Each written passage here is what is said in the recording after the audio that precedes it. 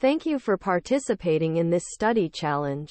Here's a question from the USABO Semifinal exam June 24, 2020.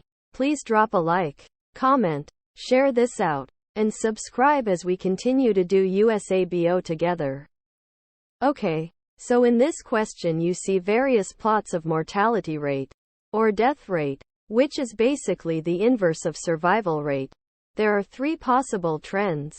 The first one is when you have a population that starts off with a really high survivorship rate, meaning a very low death rate, and then as the organisms live their long lives, it is not until the end of their lifespan that the death rate increases dramatically.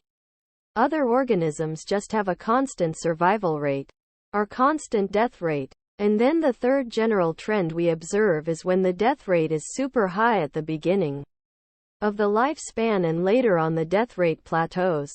Avidies doesn't reach adult phase for several years and then after its few reproductive events dies at a high rate. So the correct answer with the correct death rate curve would be figure B. Thank you for participating in this study challenge.